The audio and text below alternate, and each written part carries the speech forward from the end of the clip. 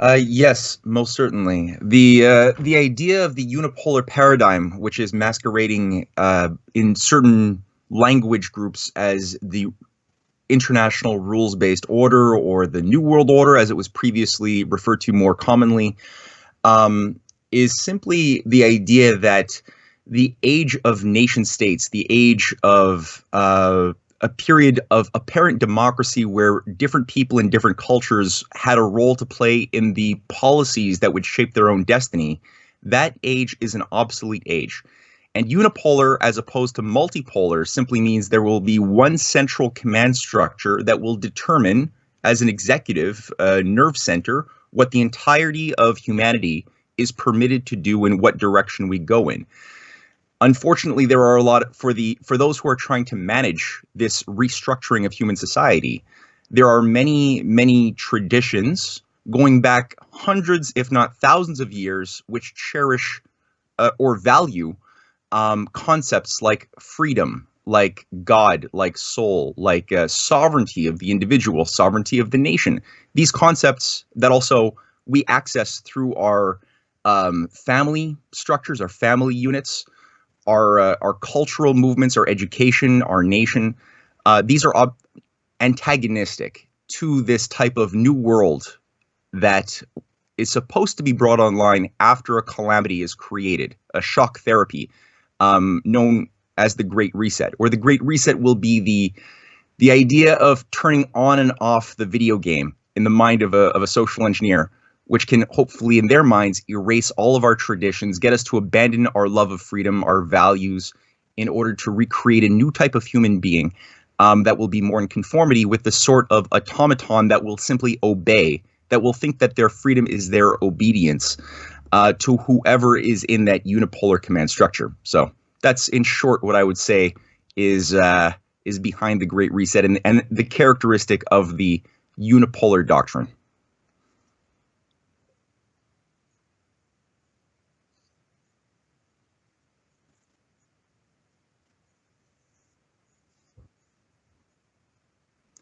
Yes, this occupies a major part of my recent trilogy on the clash of the two Americas, where I zero in on three important moments from the American Revolution, starting in 1780, all the way through the defeat of Hitler in the 1940s. There has been a very common the norm for Russian American relations has been friendship and brotherhood, a common destiny.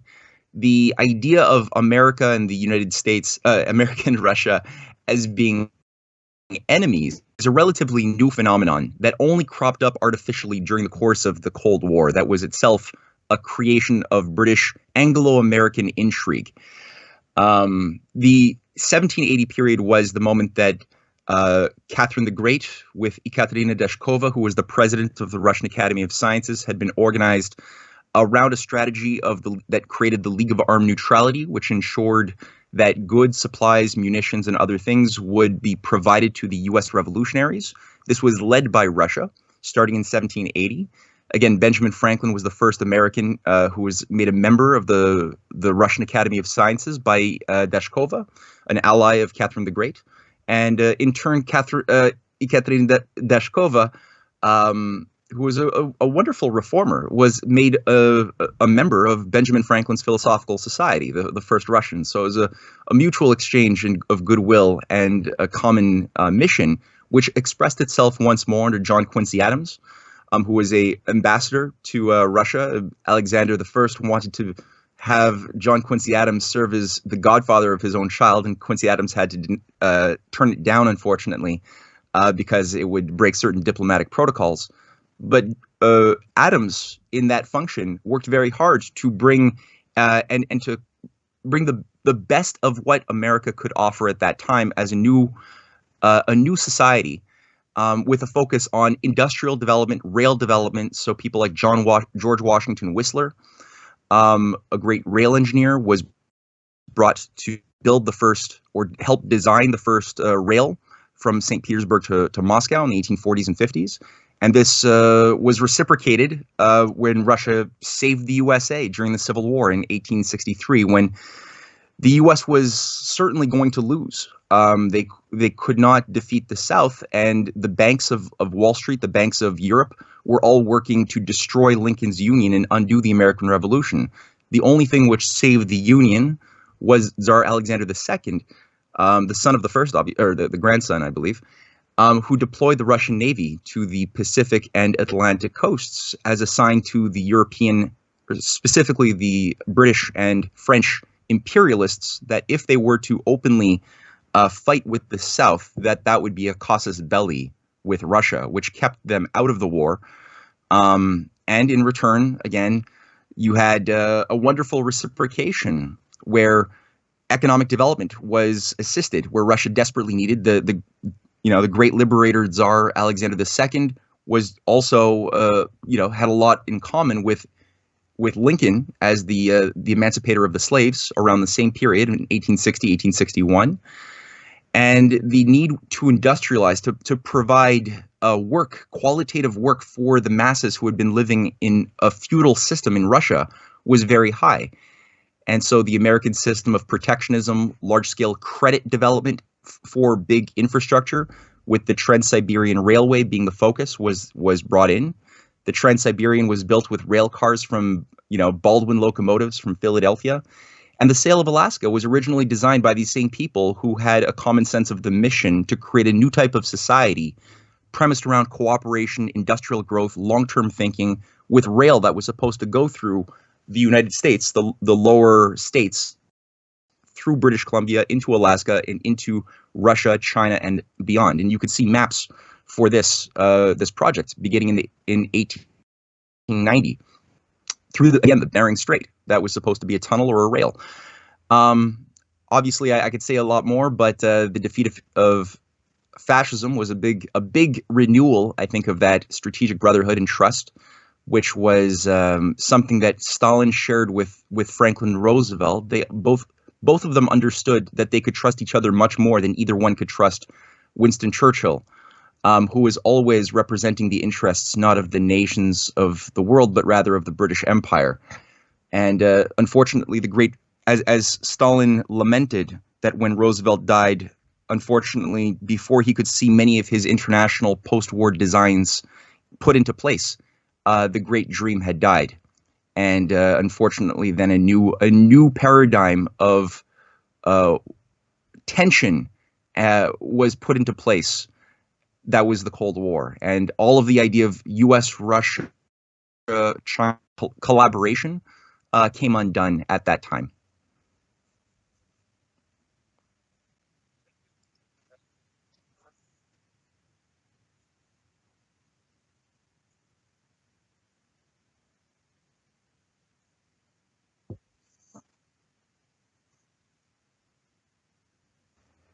Well, the purpose, as I get across in my writings, is that there was a different there. The purpose was then, as it is today, to create a new world order that would abolish the old conventional ideas of sovereign nation states representing the interests of the people of the nations and the different cultures. That was going to be erased and replaced with a new type of system where the nations would only have one option for a form of government, which was fascism, the obedience of the masses to the will of the most powerful, and the will of the most powerful, as we saw with Mussolini's corporate fascism, or in the case of the many multi-headed industrialists from the United States, from Britain, or the banking cartels, were always controlling a strong man to enforce from the top of each nation, the policies of a higher caste. So Hitler was supposed to be an enforcer of a eugenic industrial policy that would subjugate the world politically, economically, to the will of the same supranational banking community. It's the same thing for Mussolini. It's the same thing for Hitler. And this is where we have the same JP Morgan networks inside of the United States who were closely in alignment with these fascists and were pushing Nazi movements in the United States of America. You had Madison Square Garden in New York, that could fit 40,000 people, filled with pro-Nazi citizens who were so destroyed from the economic chaos and terror of the Great Depression, that they were more radicalizable. And they fell for a lot of the propaganda. But this was all being supported by the same J.P. Morgan, the same Jacob Schiff, Warburg banks, which is demonstrable. And these are the networks that tried to assassinate Franklin Roosevelt in February of 1933 in a failed attempt. They also were the networks that tried to bankroll through the bankers, the business coup, a general named Smedley Butler, who was supposed to kill and then replace Roosevelt using 500,000 World War I veterans under an organization which back then was much more fascist in nature. What we saw then was an attempt at a version of a new world order, which came undone because the Frankenstein monster, just like the story, did not want to obey the commands at a certain point. I think it was after Hitler decided to invade Poland. It seemed like things had changed. Before that, the British were facilitating Hitler's victory in Czechoslovakia and Austria, even for much of the secret diplomacy behind the scenes. In the case of Poland, you had the British hand up until 1939 openly, in many cases. A lot of people knew this, well, quasi-openly, facilitating the growth of Nazism. But the idea was always that Hitler was going to be the battering ram that would destroy Russia. And it was only when Hitler started listening to his generals and realized that he needed a different strategy and to instead fully try to conquer South before going straight into Russia, as well as the idea that Hitler could be, with Mussolini, the controllers of the New World Order, while Britain and their American allies would be the junior partners. That's when they started falling out of their script. And some members of the oligarchy in the West were willing to go along with that. You have people like King Edward VIII, who was teaching Queen Elizabeth the Nazi salute famously. He was always willing to be the Nazi king of Britain. And the other faction that wanted to maintain dominance, hegemony by the British, and not concede to becoming junior partners for any time were the ones who chose to champion Winston Churchill. They ousted Neville Chamberlain, and Churchill was assigned to preserve the British Empire, which meant putting down the Frankenstein monster. Roosevelt had done quite a bit to keep the Wall Street axis in line and put many bankers in jail. Yeah, that's important to keep that in mind, that was an attempt at a new world order that failed.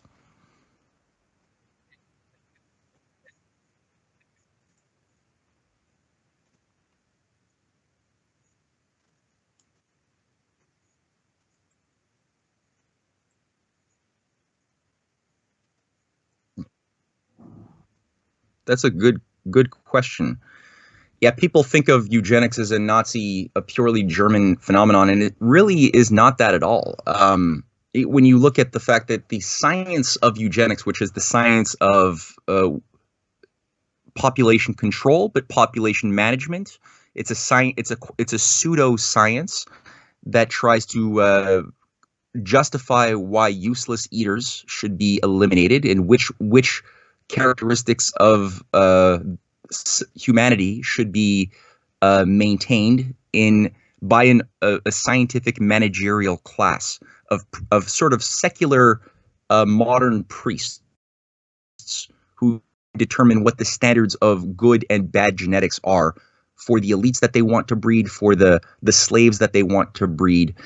And so eugenics arose by Francis Galton, the cousin of Charles Darwin, as part of one of several attempts to extrapolate Darwinian mechanisms of evolution, of the survival of the fittest in a universe of diminishing returns, where this was extended onto human civilization with a certain infusion of Mendelian genetics.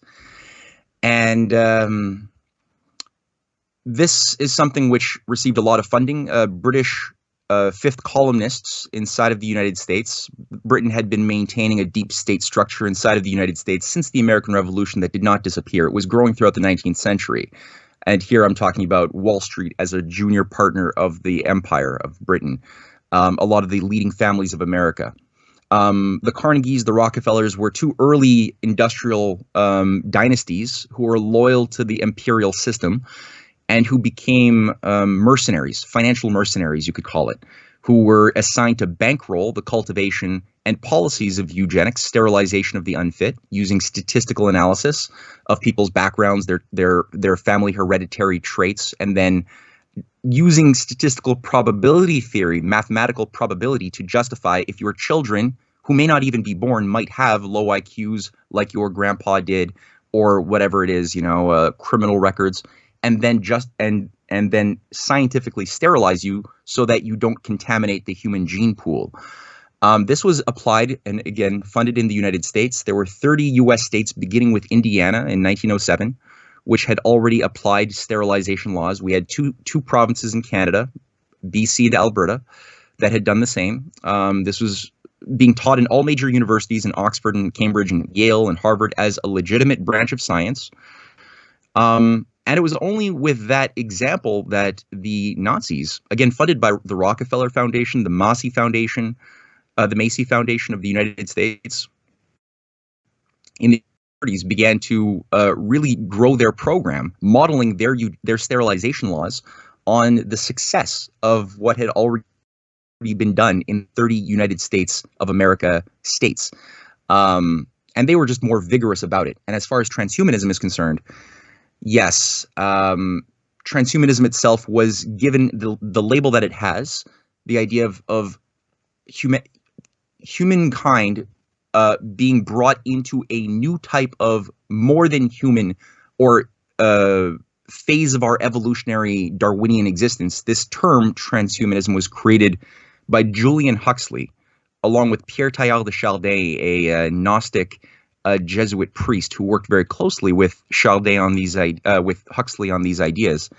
And Julian Huxley was himself the president of the Eugenics Society for 3 years. He was a lifelong member of the British Eugenics Society, and was very clear that transhumanism was going to be the new costume that would be given to eugenics, since Hitler had made eugenics, he had given it a very bad name. When people got to see the full impact of what a politically supported eugenic policy really looks like after World War II, it was very difficult to sell this to the people of any part of the world. And so it was repackaged, retooled. And if you look at the ideas underlying the Fourth Industrial Revolution of the Great Reset, the idea of merging human beings with machinery, modifying the human DNA with CRISPR technology, this is all shaped by a sort of religious fervor, a religious-like characteristic within the upper-level managers like Yuval Harari, the other billionaires who show up at Davos. They have a sort of, it's not that they're atheistic. They believe in a religion that was created for them, a religion for the elite, that they will be the natural selectors in the next phase of human evolution.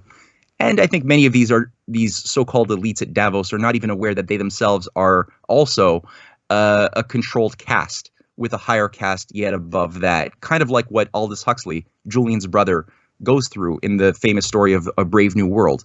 That was not just fiction. That was a blueprint. That was an operating system put into action by those who Aldous and Julian both worked for.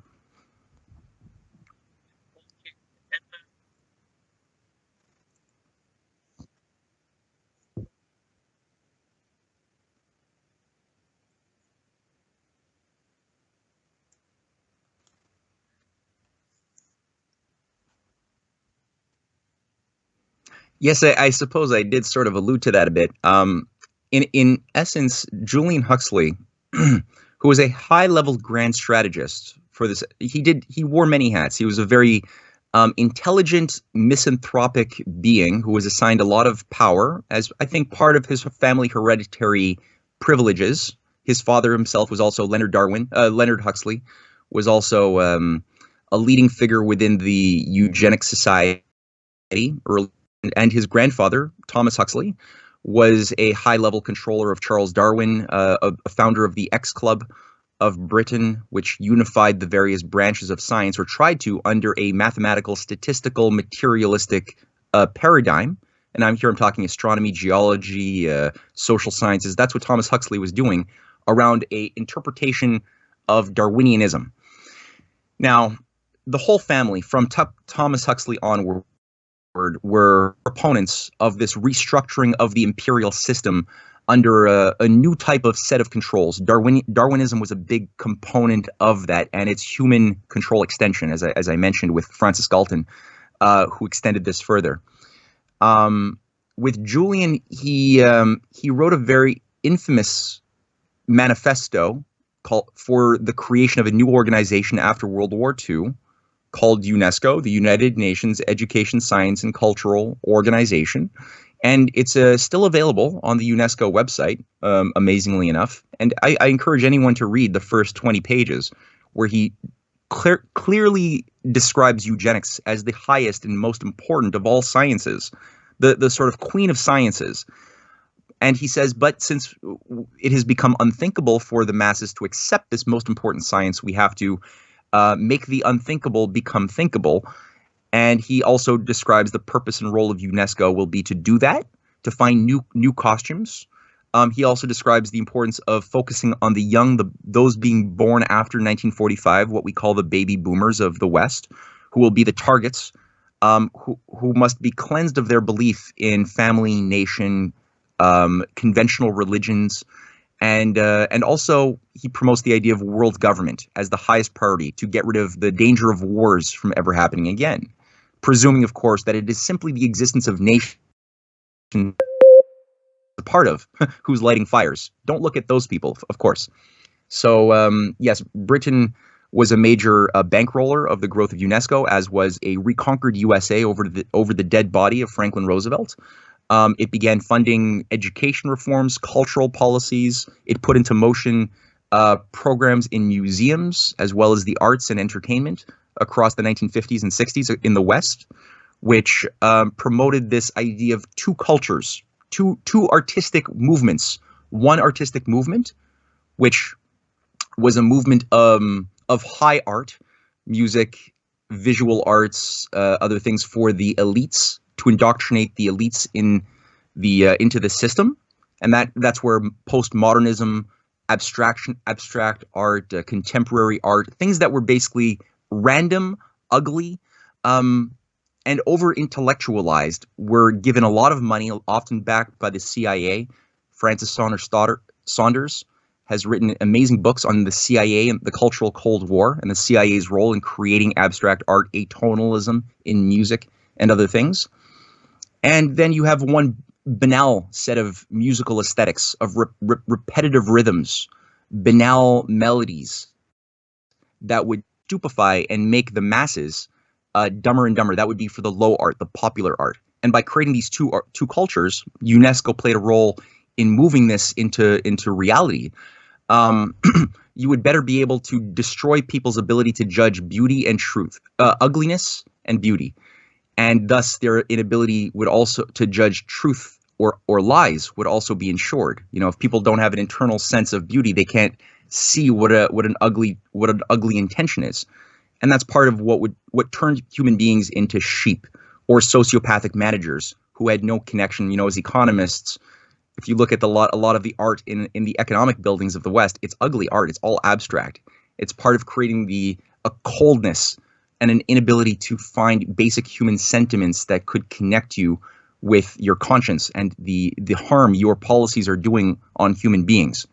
So that's part of what UNESCO did, and part of that is to create. And again, eugenics is a very ugly ideology. You need to have very cold people to put such an ugly thing into motion. So the arts were very important. And of course, last thing, the arts again these things were justified by the idea that the Soviet system, the communist system, they were into classical art and reality, and that was totalitarian, authoritarian, and so the arts of democracy, of freedom, had to be randomness, liberty to do whatever you want.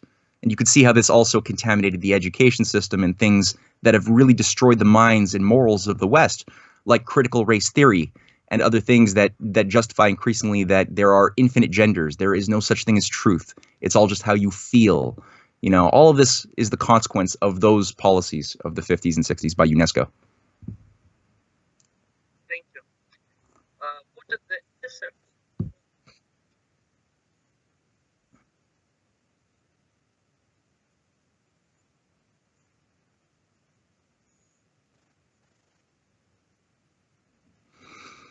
Well, cybernetics is really, for those who don't know, it was a pseudoscience created by a disciple of Bertrand Russell named Norbert Wiener, who studied under Bertrand Russell in 1913 in Cambridge.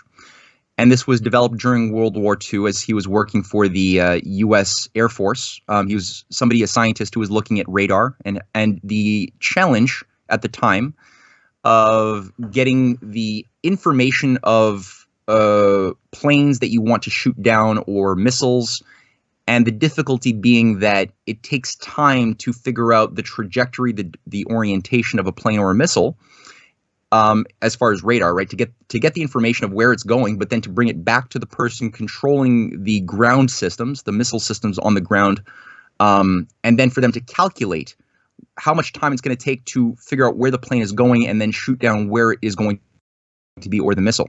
All of this takes a lot of time, and it's not very efficient. So there was a need to create feedback loops, or to enhance the amount of information flowing in feedback loops in a control system.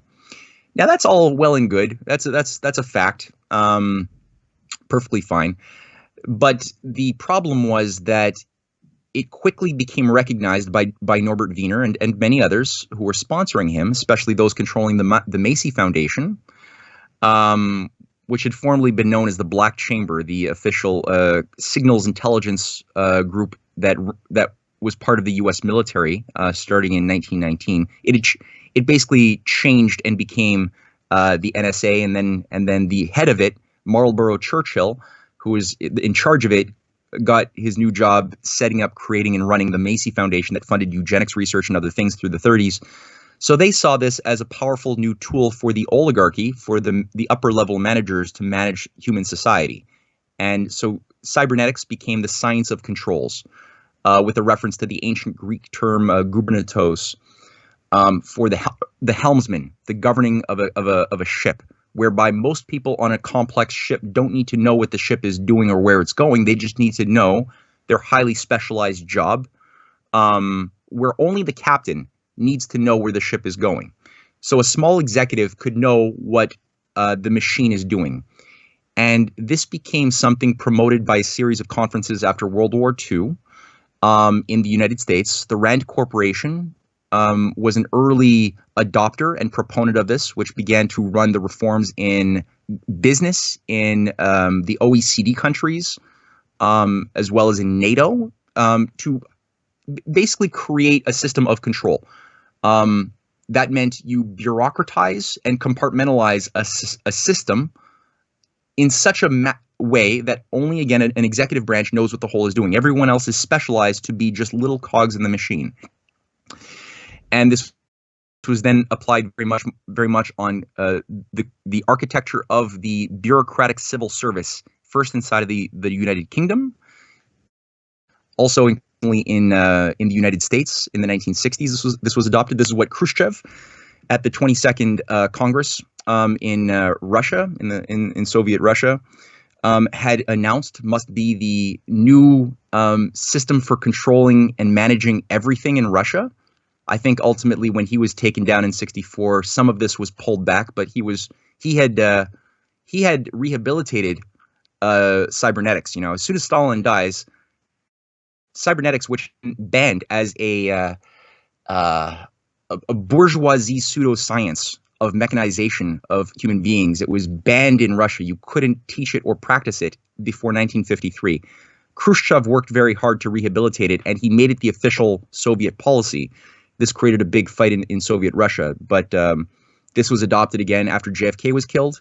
It was incorporated under Rand and other MIT and other think tanks into the U.S. governing system, and into Canada. Pierre Elliott Trudeau, who was a big fanatic of this, gave a speech saying this is the master key to solving all of humanity's problems, which he then makes at the basis of his reforms of the Canadian government in 1970, 71, and 72.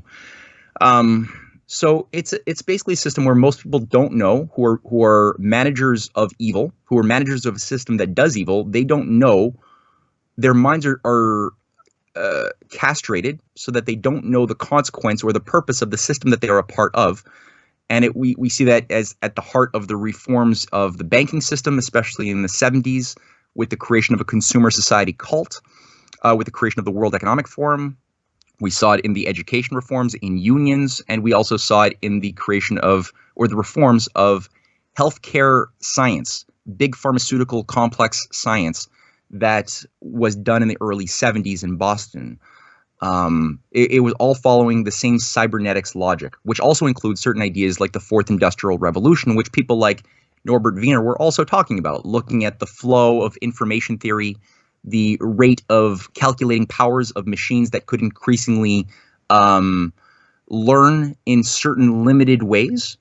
And these people, because they want us to believe that our minds naturally think like computers with purely binary logic, and that's how they teach us in school, so that we don't access real human creative mentation powers that could help us refute or simply see why artificial intelligence is a fraud. It will never, computing powers will never be able to replace human thinking, creative human thinking, because the machine learning can only get better at, as long as it is obedient to the ultimate program, the operating system programmed by human planners. It can get better at chess. A computer can get better at chess, but it cannot make a better game of chess. So this is what today is very confusing for people, and this is at the heart of the logic of why we have to merge with machines, as Elon Musk or any of the Klaus Schwab or others say we have to, in order to stay relevant, they say, so that machines don't replace us under the new blossoming of AI. Again, it's all rooted in cybernetics as a system of it's a science of control. Hmm.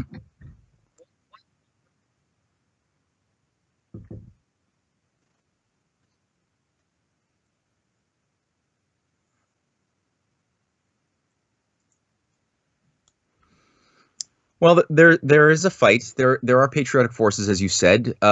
Sometimes there are wins, as we saw with the defeat of Hillary Clinton, who was supposed to win in 2016.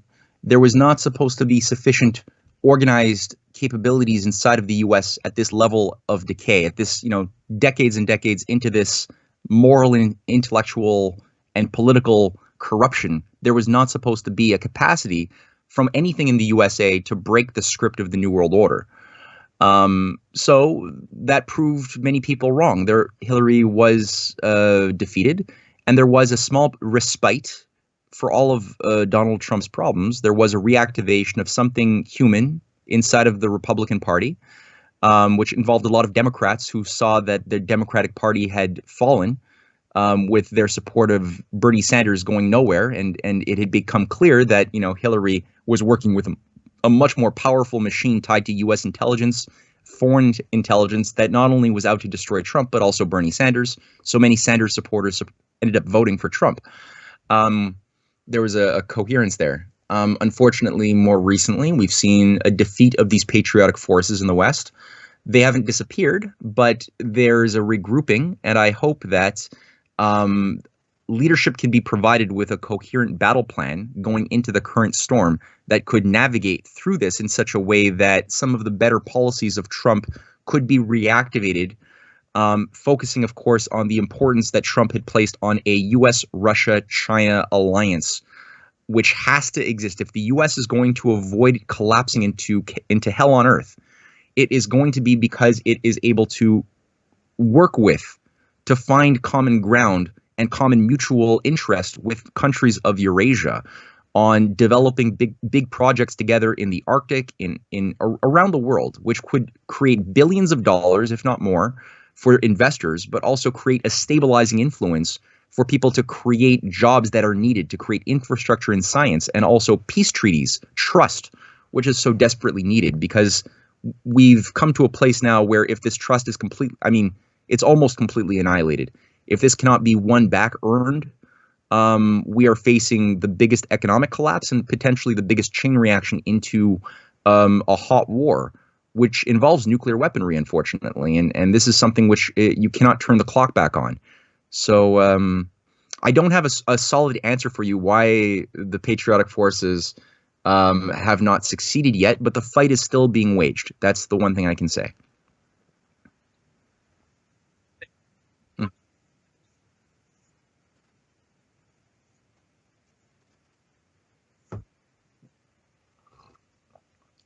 Well, the main mechanism, I think, goes back to what I was mentioning about the battle over the culture wars, which allows for the political, economic, military insanity to occur, because this can't happen without a certain amount of acquiescence from both the masses, who have still democratic power to do things if they use wisdom and organize themselves.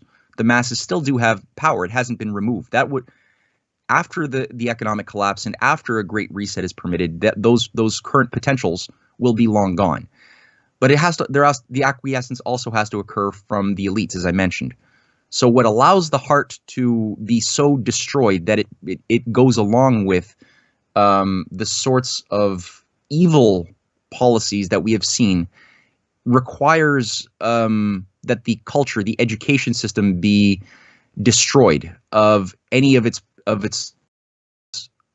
goodness. And this is what we saw in the 1960s under the OECD reforms in the West, right? Educationally, the emphasis was taken off of hard science, off of discovery science, sciences that involved using the mind and making discoveries of nature.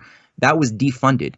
And instead, things like the soft sciences, the psychiatry, humanities, social sciences like economics were promoted instead.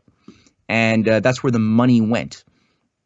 And increasingly, with that loss of, and also not just that, the idea of learning ancient languages, Latin, Greek, that was extracted. That was called obsolete. Why learn dead languages? Why read the original writings of Homer, of Plato, of the Bible? You don't need to do that. You're going to be a worker bee. You don't need to use your mind or read the classics. And so that was the teaching of the classics was the life force, the soul of Western civilization. That's what made it good. And when all of that was extracted and people were expected to be simply obedient machines, or if they were going to go into the arts, to simply feel with no contamination by your logic. So there was this rift, right? This schism, a wall created between the artistic side, the arts, Geisteswissenschaft, as they say in Germany, and the sciences, the natural sciences that were supposed to be no emotion, just logic. And so this was done, again, as I said, through a takeover of the arts, through things like the Congress for Cultural Freedom that was managed by Bertrand Russell as one of the key figures. Trotskyites like James Burnham, a former assistant to Leon Trotsky, was also the godfather of the modern neoconservative complex. He was a co-founder of the Congress for Cultural Freedom. Arthur Koestler, many others, were many of whom again were Trotskyites, and I think that that's not a coincidence. There's a reason for that.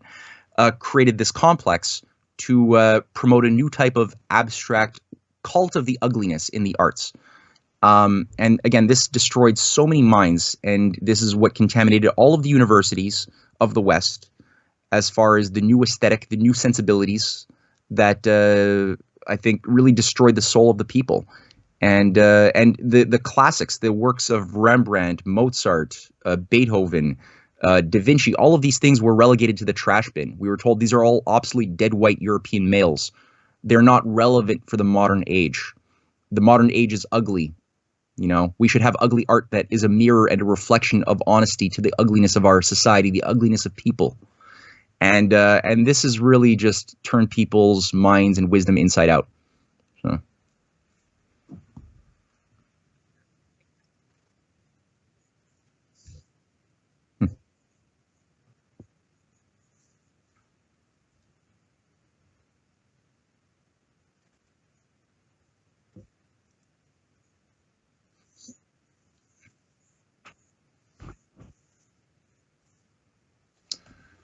Well, I think that right now it's still quite primitive. The idea of utilizing technology to help facilitate human health is not a bad thing. I'm not against that. The problem is where it gets ideological and how, there's certain people born with hereditary diseases. I would like to believe that we could use technology in wisdom to help overcome these things in the future, or people born with paralysis. I believe that those are good and viable things to do. The problem is when these technologies, like I said, are run by a sociopathic, evil masterclass that wants to use all forms of technology to enslave rather than to liberate.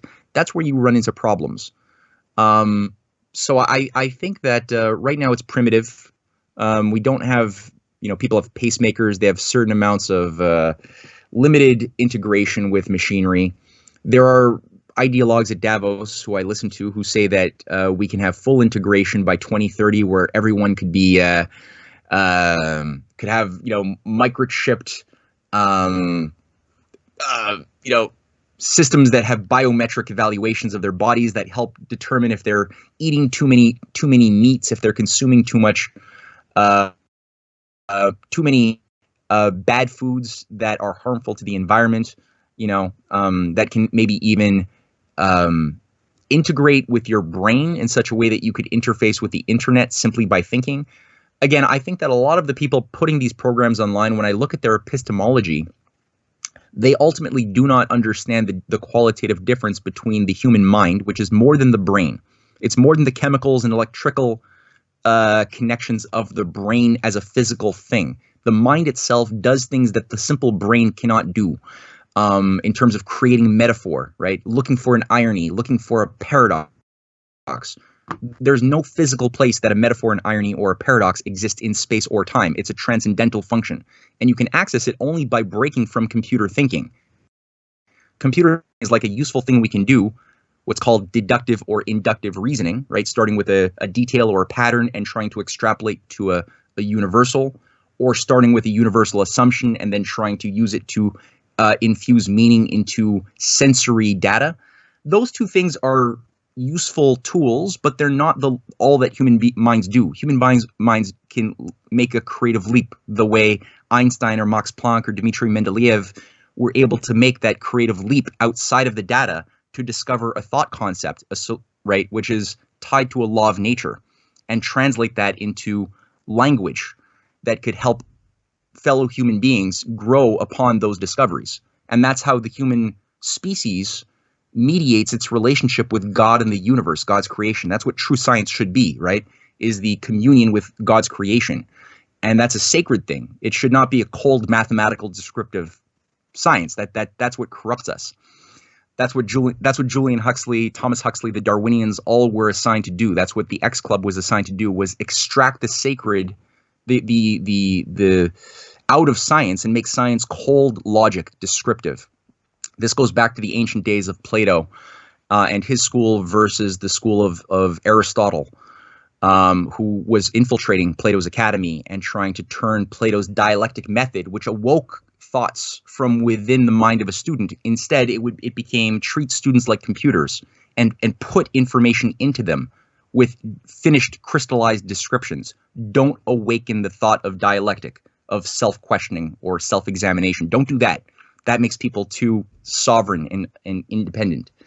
But back to your question, I don't think that their ivory tower ideology has any bearing on the human condition as we are actually made in the image of God. And as such, I think that what might look nice for them on paper in their ivory towers cannot actually work when they try to put it into action. As we see with so many things that they've been trying to do, the New World Order looked good in a certain way on paper, but as soon as they started applying it, how chaotic this system actually became. And things like what Russia is doing, China, India, many other countries who are not playing along with the script any longer. That was not supposed to be part of their designs, and they're having temper tantrums, emotional rage fits. I think the oligarchy is like going through the terrible twos, like when you're a small child having a rage that you can't get your toys. That's sort of what I see as an emotion right now of those trying to manage the New World Order. So I see that they're going to encounter similar blocks as they try to apply this more and more to manufacturing babies with CRISPR and other things, and infusing machines into our brains and other things like that. I don't think it's going to work.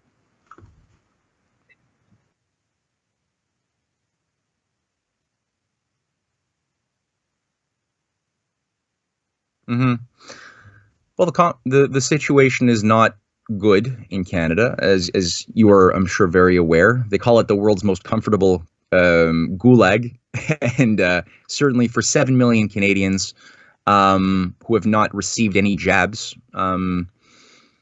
they're not allowed to travel outside of Canada. They cannot come into Canada. They cannot travel in between provinces by train or by plane, or get on even a boat. Without being completely fully jabbed.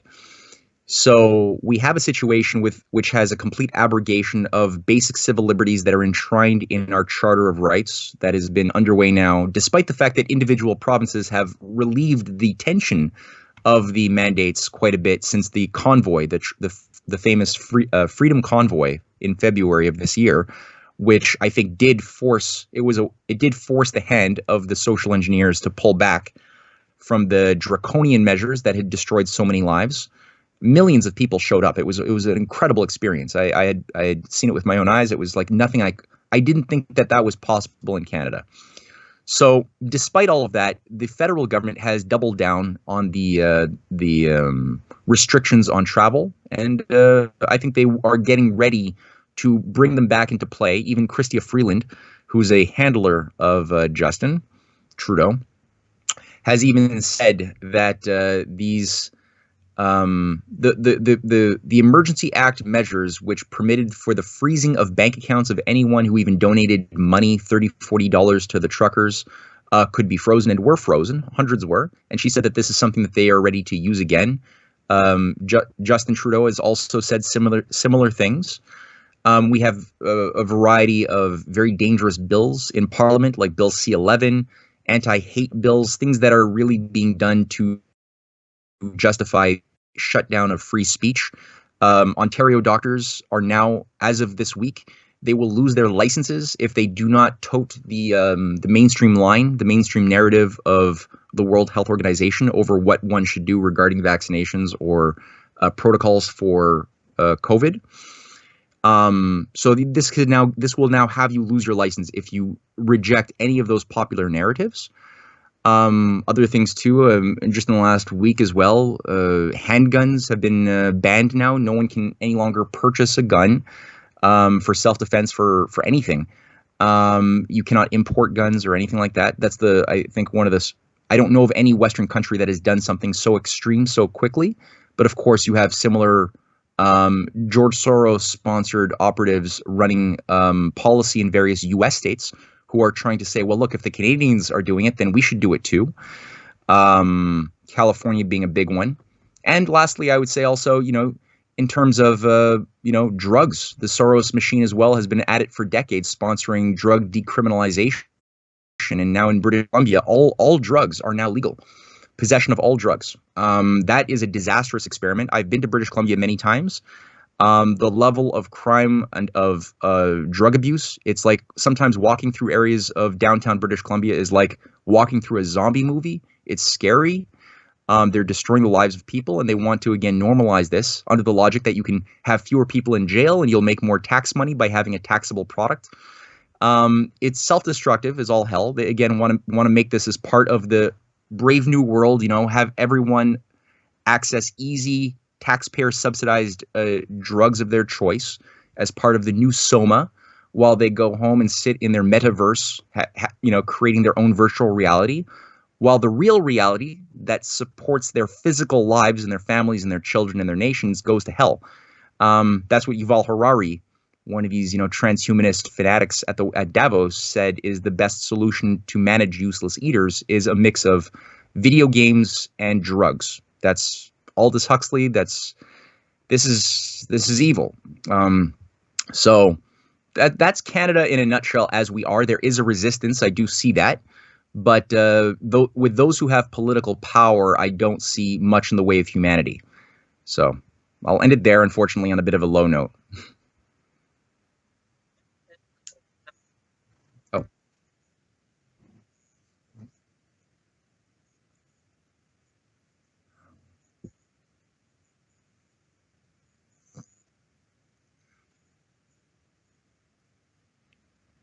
Well, sure. Well, I've said a lot, but I would say for the Russian viewers, right now you are largely representing Christian civilization and humanity more largely, and I think that's why there is such an effort to destroy you by the sociopathic, evil oligarchs who are managing the transatlantic community and have done so much damage to enslave and mentally and morally castrate Western civilization. So, to the degree that you succeed and you work with your allies, representing other great civilizational forces, India, China, especially China, and look at China's banking system, how China is able to have economic sovereignty and build great big mega projects in science the way that they have done successfully now for especially a decade. This has got to be what Russia, I think I don't need to tell the Russians that this is the only viable way to have a future and to open up the Arctic for real economic development. Go to the next phase of technologies, because these advanced technologies are not intrinsically bad. You know, things that you see from the fourth industrial revolution, computer learning, quantum computing, 3D printing, these are not intrinsically bad, but you have to make sure that they serve the interests of humanity and not enslave us, which is what the Davos crew wants. And most importantly, I think you should try to think about the two Americas. You don't just have one evil America. You have two competing traditions within the West. And the reason why the West has done any good at all in the past has been because of the activation of this more genuine, principled concept, which is it's been forgotten, but it's, I think, very interesting that it can be reawoken today. And this is what I think it's important for you to speak to. So to describe the need for a Hamiltonian Bank of Russia, that the American Hamiltonian national banking is dead in America, but that principle of emitting productive credit, the way Alexander Hamilton had promoted, which saved the USA through its most dire years of crisis in the first 4 decades. This is something which Lincoln revived with the greenbacks. It was revived again with Franklin Roosevelt's utilization of the Reconstruction Finance Corporation, but it was never turned into it. He didn't live long enough to make it a national bank. Neither did Lincoln. JFK was moving in that direction. So China, I think, is pioneered, has brought it back to life as far as a practice today. And if Russia could do the same, that would be a wonderful historical irony to demonstrate that you're being more American than the Americans, and that you're reviving the heritage that had fallen with the death of John F. Kennedy and his brother Bobby Kennedy, which America never got its senses back. Maybe Donald Trump tried. Maybe he could still feasibly maybe do it again. But right now, Russia is in a place to have a proper cultural, like a real political, economic policy for the benefit of the people, where money serves the interest of the people with other countries that they work with. That could help be a new renaissance for Africa. And this could help shake the West out of their insanity by seeing the success and effectiveness of countries in Eurasia. This might make us, as we go into squalor and despair, as our economic system collapses, this might give a Western audience, patriots who want to survive, something to work with that they could see as a standard of rationality, of morality. So unfortunately, that's what I would say on that. Not unfortunately, that's what I would say. And lastly, if people want to read my works or buy my books on history, they can go to canadianpatriot.org or risingtidefoundation.net. All of the books I wrote with my wife, Cynthia Chung, are available there. Clash of the Two Americas, 3 volumes. You can see all of that very easily.